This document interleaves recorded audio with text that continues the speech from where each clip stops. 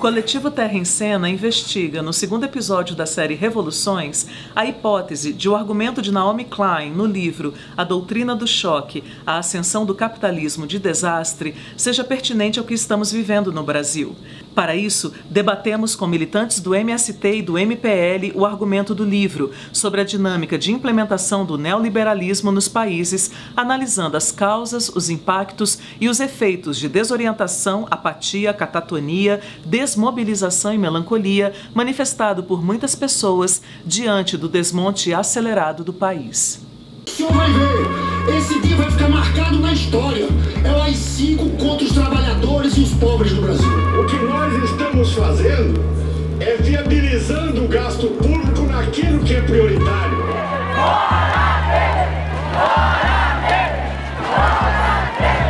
Mas aonde é que está o gasto desnecessário? Na saúde, na educação? Não. O que nós temos que dizer é quanto o Brasil gasta com juros. Nós temos que ter a coragem de dizer que não tem mais espaço para discurso bolivariano nesta casa. Mas o que é prioritário? Para o dicionário, é o que tem prioridade. O mais importante, preferencial. Para mim, é o que não pode faltar, porque se faltar vai me prejudicar. Nossos filhos não precisarem pagar para fazer a universidade, para mim isso é a prioridade. Porque o salário que a gente recebe é muito pouco. E não é por falta de trabalho, não. Eu ralo pra caramba. E o dinheiro que sobra no final do mês não pode ser chamado de sobra. Porque sempre falta para pagar o mercadinho na esquina onde eu compro fiado. Mas que sabe de prioridade? Quem sempre viveu do trabalho alheio. Eles dirão que não há espaço nessa casa para doutrinação vermelha, para discurso bolivariano ou para engenhosidades ideológicas tortas para a esquerda. Mas que sabe de prioridade? Quem planta transgênico para o seu filho, mas come alimento orgânico todo dia, livre de veneno. Tá lá. Tá lá na Constituição um monte de coisa que eu não sei explicar muito bem. Mas eu sinto na pele que estão me roubando o futuro. E pior, estão fazendo isso de forma legalizada, mudando leis na surdina. Em nome de um progresso para poucos, onde para nós restou apenas trabalhar. Sem direito de devolução. Eu quero viver, porra! Eu quero viver! Polícia racista, fascista, governo ilegítimo, golpista! Uma porra! Joga bomba, joga bomba, joga bomba! Quem chama bomba, pede força, 5 anos de escravidão! Não é nada, caralho! Não é nada! Eu vou permanecer nessa porra!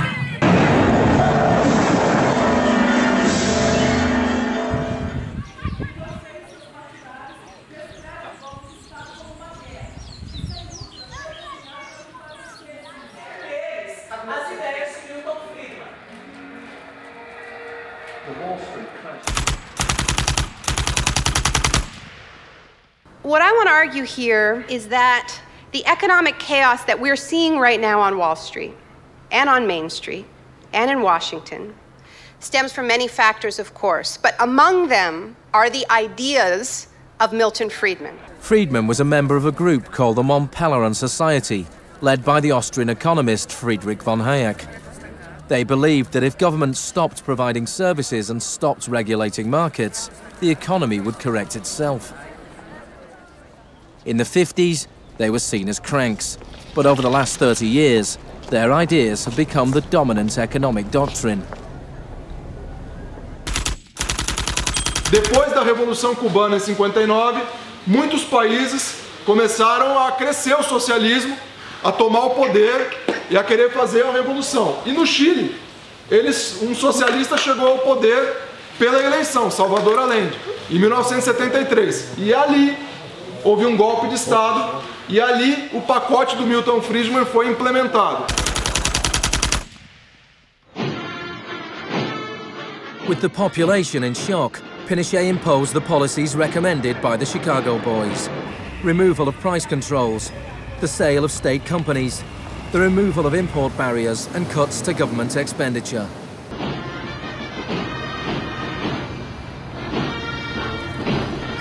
It rapidly became clear that Friedman's economic policies benefited the wealthy at the expense of the poor.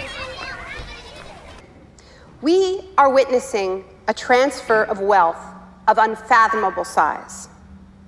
It is a transfer of wealth from public hands, from the hands of government, collected from regular people in the form of taxes, into the hands of the wealthiest corporations and individuals in the world. Needless to say, the very individuals and corporations that created this crisis. Será que o que a gente está passando hoje, né, diante da conjuntura política, que a gente viu a repressão da polícia, né, quanto à nossa manifestação na rua, uma manifestação legítima, será que isso não é uma forma também da teoria de choque usado pelo nosso governo para nos reprimir e nos fazer esquecer que nós devemos lutar pelos nossos direitos, né? Esse impeachment ilegítimo, né, que a gente sofreu também, né, é uma forma de teoria do choque. Por quê? Porque tira, né, das nossas lembranças a conquista de uma mulher na presidência, né? Uma conquista que as mulheres tiveram. Falar dessa doutrina do choque também é muito importante pensar em outros exemplos que a gente teve em outros países. Porque no continente africano há genocídios muito maiores que as grandes guerras que aconteceram e sempre nesse mesmo sentido. Começa-se o estudo, há uma guerra totalmente atroz para destruir todo, trazer esse choque, como foi falado, de trazer toda essa animalidade humana e devastar, e matar pessoas, devastar países. Milhões de pessoas são mortas. E aí que a gente, até lembrando da mística de manhã, que como se eles tentassem cortar as raízes e manter a planta viva para fazê-la crescer de outra forma. A doutrina do choque no passado, né, lá em 1900 e cacetadas, para agora em 2016, está bem parecida na questão do esquecimento, né? Lá era o tratamento com choque, né, para que as pessoas pudessem esquecer, né, as suas histórias, as suas memórias lá do passado. Mas qual é a maneira que nós que está sendo apagada as nossas memórias, né? Começou com o golpe, né, desse governo aí que é ilegítimo, que vem com essas propostas do Congresso, que são propostas, né, que vem impondo a nossa sociedade a viver aquilo que nós não queremos, aquilo que nós não lutamos para a gente conquistar. Uma das coisas que eu acho muito legal do argumento da Naomi Klein, assim, né, além dela ter essa capacidade de acionar muitas situações ao mesmo tempo, é realmente a metáfora do choque, né? Assim, acho que é uma metáfora muito importante quando ela compara com os tratamentos psiquiátricos, que a ideia do choque é você criar uma tábula rasa da pessoa, né? Você meio que zera a pessoa, para depois remontá-la de acordo com os preceitos psiquiátricos. E ela pega como o neoliberalismo vai fazer um processo parecido, né? E é tipo como se choque fosse também, e justamente na velocidade do choque, né? Assim, é justamente com uma quantidade de medidas tão surpreendentes que o que vai acontecer é que a pessoa, de novo, que você faz, tipo, enfim, das pessoas ou dos países, tábula rasa também para remontá-lo de acordo com os preceitos do neoliberalismo. E aí, quando eu penso nisso, pra mim é tipo muito parecido com o que a gente está vivendo hoje, né? Tipo, uma série de medidas que vem por todos os lados, de forma que você quebra toda possibilidade de resistência, né? E eu acho que é um pouco como a gente tem visto a reação inicial da esquerda ao processo que a gente está vivendo, né? Sim. Esse tipo de ataque, ele tem uma dimensão do processo que é de incapacidade de se apresentar estruturalmente. Ele se apresenta de forma fatiada e a esquerda não fica muito clara para a esquerda sobre aonde é o centro nevrálgico do ataque que ela possa realizar, que desmonta esse projeto. E isso nos leva a pensar uma própria esquerda que, de luta por reforma em luta por reforma, se desapegou da luta sistêmica e se desapegou das suas próprias organizações de base. Isso é essencial para poder realizar uma ação de choque, tal qual está sendo realizada agora, e tem seus motivos, porque essa ação ela consegue ser realizada em uma esquerda que se acomodou nos acordos de um processo de conciliação de classes que, no mínimo, no máximo, poderia ser transitório, né? Apesar de eu ter uma discordância, mas poderia ser transitório no máximo. Mas o processo de conciliação de classes que envolveu e engoliu a esquerda, né? De forma que o setor que derrotou o neoliberalismo na década de 90 estava para ir implementando ele nos anos 2000.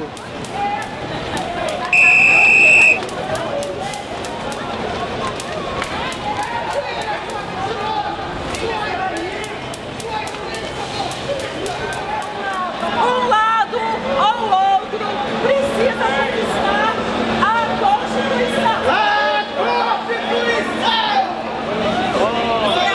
Muito bem. A Constituição, a nossa Carta Magna, será colocada aqui no centro. Vou numerar de um lado e de outro os competidores. O mesmo número, de um lado e de outro. E quando eu gritar o número, os dois, um de cada lado, vão disputar a Constituição. Não pode tocar no oponente. Não pode pegar o livro se o adversário estiver te tocando. De pra cá é quem defende a ordem, é isso? De lá pra cá é quem defende a desordem. Juiz, meritíssimo, quer dar umas palavras? Então, senhoras e senhores que estão aqui presentes, o que está em jogo é a nossa Constituição. Nós vamos agora iniciar o nosso julgamento. Oh, desculpa, o nosso jogo. O que fazer para colocar o Brasil nos trilhos? Vamos lá! Na ponte rumo ao futuro! Com esse novo governo. Estado mínimo. Estado mínimo tem que ser. Diminuir o Estado, acabar com política social. Tem que pôr esse povo para trabalhar, entendeu? Esse povo não trabalha, fica querendo viver de cota.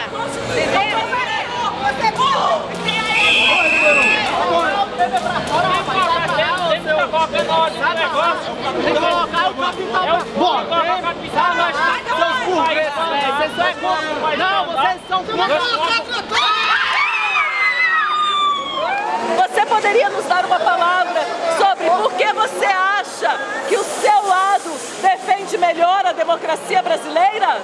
Nós defendemos a democracia porque nós defendemos o povo e somos contra esses golpistas que tomaram o poder de uma forma ilegítima. Olá, meus amigos e minhas amigas, meus companheiros e minhas companheiras, aqui é o Agostinho Reis, o seu repórter popular. Junto com o Grupo Terra em Cena, nós estamos aqui no dia 13 de dezembro, o dia que foi instituído o AI-5. E hoje, para comemorar, está sendo votada a PEC da maldade. A PEC que limita os gastos públicos, principalmente na área da educação e na área da saúde. Para você, o que é o fim do mundo? É a aprovação dessa PEC, com certeza, todos os retrocessos que esse governo ilegítimo se negou a conversar com a população, se negou a ouvir a classe estudantil e trabalhadora e estão aí passando por cima de toda a vontade do povo. É aceitar um governo ilegítimo, reduzir os direitos dos trabalhadores e é por isso que eu estou na rua aqui. O fim do mundo é um país que tem dinheiro, que tem recursos públicos, deixar de investir no seu povo, nos seus direitos fundamentais, para que pagar dívidas dos banqueiros e dos rentistas do país. Muito bem, agora me diga uma coisa, velho, por que congelar os investimentos na saúde e na educação por 20 anos? É porque o problema é que eles querem cortar gastos, né? Mas da onde? Aí é que vem. Porque cortar gastos da população é muito fácil, né?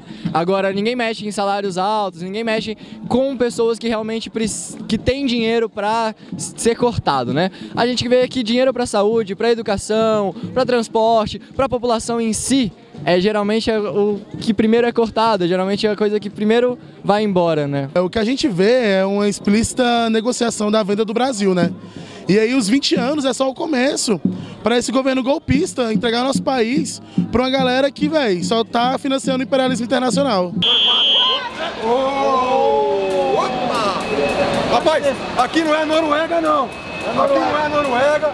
Eu pago imposto, você tá na rua. Eu não pago imposto do trabalhador. Todo mundo não. Eu não pago todo mundo não. E nós pode pagar você. Você compra porque a gente trabalha e planta. Você mora em outro Brasil. Você mora em outro Brasil. Você mora em outro Brasil. Mas como que a gente faz? Isso é um privilégio. Você compra o que a gente faz. O SUS é um privilégio. Ele não tá com ela. É nosso, ele não tá com ela. É nosso. É nosso. É nosso. É nosso. A consciência é do povo! Chega de baderna! Primeiro eu quero falar pra vocês Tem 200 políticos investigados pela lista da Odebrecht e até agora não tem nenhum que foi preso. Nós temos um STF com discurso, com condenação seletiva. Estão olhando só para um partido, sendo que o Congresso tem 513 deputados, onde a maioria deles são investigados por corrupção, por lavagem de dinheiro. E nós aqui, a classe trabalhadora, pagando R$5 no transporte público, enquanto eles estão roubando e recebendo auxílio, moradia de R$4.000. Bora, povo, acorda, vamos pra rua, é revolução! É revolução! Direta já! Muito claro! Você agora é presidente da República. Me diga uma coisa, qual a saída, senhora presidente, para a crise? Eu acho que a saída para a crise é a gente começando a tirar do bolso de quem realmente tem, começando a tirar dos banqueiros, começando a rever como que está sendo esse pagamento dessa dívida pública, que até hoje a gente não tem transparência de como ele funciona, começando a colocar e cobrar de quem deve ser cobrado, e não da população que não tem de onde ser tirado. Eu iria taxar as grandes fortunas, com certeza, porque os mais ricos, eles não pagam, né? Todo mundo sabe que eles só negam impostos, então com certeza eu iria taxar as grandes fortunas. Então, existe um fator que não é tão simples, mas que seria legal da gente entender, que é a auditoria da dívida pública. Você sabia que mais da metade do nosso PIB é dado para pagar uma dívida que não existe? E daí, se a gente começar a se questionar essas coisas, a gente pode cair na real que a dívida não existe e que a gente pode fazer uma auditoria, pegar esses papéis na real e pegar essa grana e investir. O mínimo desse para a educação, o mínimo desse para a saúde, e aí pensar realmente na segurança pública para o trabalhador, né? E não uma polícia militarizada que está só a serviço do governo.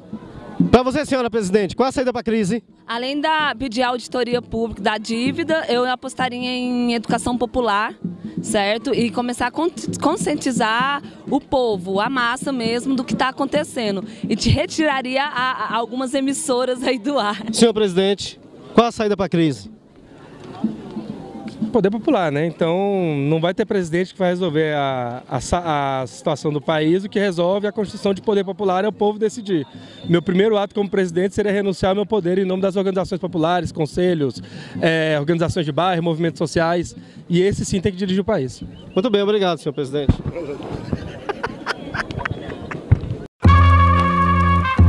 Eu acho que essa possibilidade de resistência ela já está sendo gestada também, né? Eu acho que é legal quando o PAIC recupera o projeto que a esquerda institucional criou nos últimos anos, também para a gente pensar que enquanto isso estava acontecendo, muitas outras coisas estavam florescendo, né?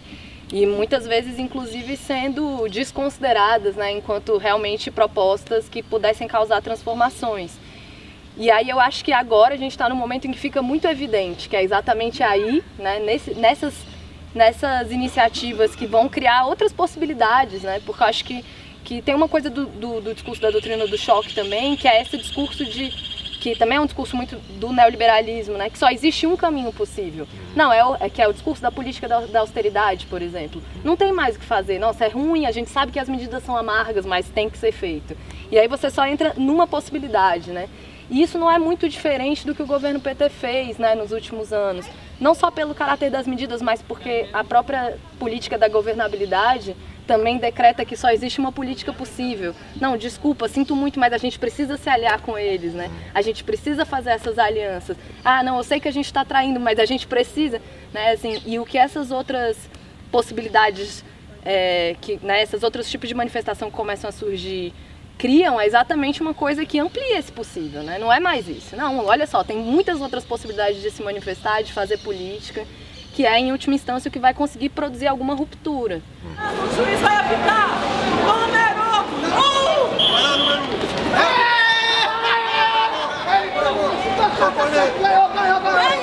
Quem tem mérito, quem trabalha, quem tem luta, é que ganha, entendeu? Nós não concordamos com essas pessoas que ficam anestesiados, esperando bolsa. Nós não concordamos com esta situação. Muito grata. Ou seja, fica o recado, não pense, trabalhe.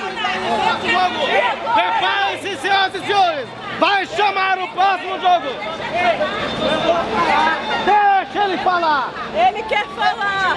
Não tem entendedor! O negócio é o seguinte, o governo tá roubando, não tem médico, não tem saúde, então cadê onde a gente estamos? A gente estamos para apanhar da polícia ou para ser bem cuidado?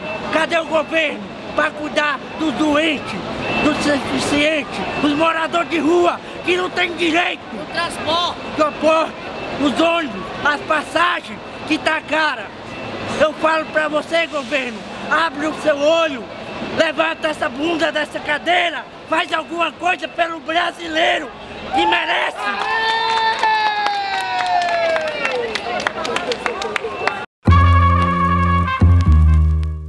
Diante de tudo isso que está acontecendo, de uma descrença crescente que pode ser canalizada pelo fascismo, uma energia fascista autoritária, a projeção de um líder autoritário, diante do sentimento de frustração e impossibilidade que vai sendo assimilado pela população, que alternativa que se coloca? Se a democracia eleitoral está saturada, se a gente não consegue ver possibilidade de superação dialética desse limite colocado, é possível, depois de 50 anos, voltar a colocar em pauta a questão da revolução no Brasil, a perspectiva revolucionária?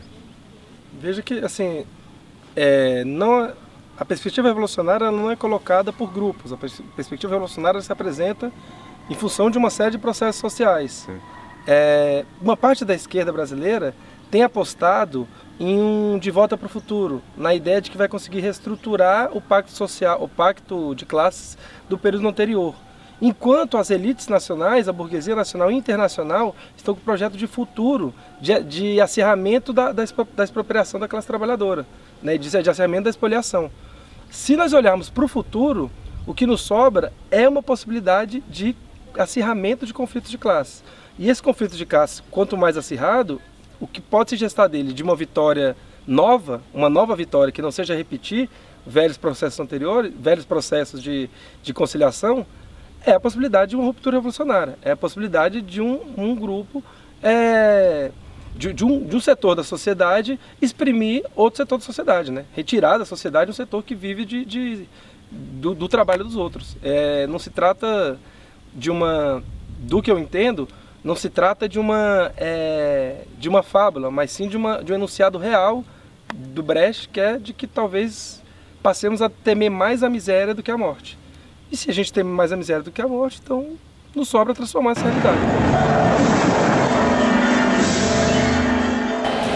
Ô, repórter! Eu tenho uma denúncia a fazer. Eu tenho uma denúncia a fazer. Denúncia. Eu tenho uma denúncia a fazer. Rápido, ótimo, maravilha. Rápido é o seguinte, eu quero mostrar os processos que já está tudo engatilhado aqui. Em relação ao nosso Estado, sobre a política do nosso Brasil, que é falha. Eu sou deficiente físico, fiquei 2 anos, 7 anos morando na rua para ser aposentado. Estou com meus retroativos para receber e estou necessitado, estou com todos os documentos. Estou com minhas muecas doendo de tanto andar e procurar como deficiente físico e estou sofrendo a injustiça de ir para a rua novamente, porque tem um oficial de justiça atrás de mim para conseguir me botar na rua. Para onde eu vou morar? Aonde eu vou morar? E aí, Brasil, cadê a ordem de progresso? Cadê, Brasil? Cadê a ordem de progresso? Eu boto minha cara na tela e peço. Brasil, cadê você, Brasil? Isso é resistência!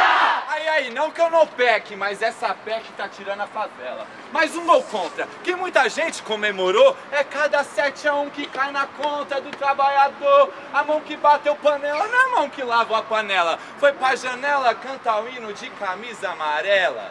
E a amarela morre de medo de encontrar favela na lista de aprovados no vestibular. Imagina a tortura pra quem apoiou ditadura encontrar a filha da empregada de beca na formatura. É imatura, mas tenha calma, patrão. Não dá na vista, mas seu filhão se formou pedindo cola pra cotista. Parece até piada do sensacionalista. O filho do chefe põe no Face que vagabundo é artista, bolsista, cotista. Mas um gol contra. Faltou passar na tela um informe de que time era a camisa debaixo do uniforme do juiz, que foi conivente e pouco diz sobre o golpe que a democracia tomou no nariz. com tudo transmitido em rede nacional, com apoio da TV, do rádio, da revista, do jornal, foi cinematográfico, até escuta e legal. Um abraço pra quem botou fé no japonês da Federal. Fica esperto com dengue, zika, chikungunya, mas de olho aberto com Temer, Aécio, Eduardo Cunha. São livros de alto calibre que a quebrada empunha. E acredite, golpista, a gente arranca na unha. Terceiro turno, vocês não passaram nas urnas. Aliás, não conseguiram explicar a lista de furnas. Quem levantou castelo, quem acumulou fortuna. A história dessa terra ainda tá cheia de lacuna. Vai vendo, certo dia, estive em uma manifestação. Tomei um soco na cara no meio da confusão. No outro dia, jornal, me vi na televisão. Policial agredido com cabeçada na mão. Os não justificam os meios de comunicação. Se a versão de quem oprime vira nossa opinião. É fácil confundir quem bate com quem te estende a mão. Se te oferecem o céu, te empurrando pro chão, não vai fazer gol contra e sair comemorando, pelo amor. Até torturador tão homenageando. 2000 e pouco, o saco sai pelos canos, o opressor tem medo de ver o oprimido levantando e batendo no peito, gritando, é nós, nosso povo sagaz, desespero pro algoz, mas eles venceram, sinal fechado pra nós, ainda vivemos como nossos pais ou nossos avós, exalto a voz, solto meu verso na rua, correndo o risco do após, sozinho em noite sem lua. Sei que a maldade é veloz, o mal também não recua, mas não estamos a sós, a luta continua.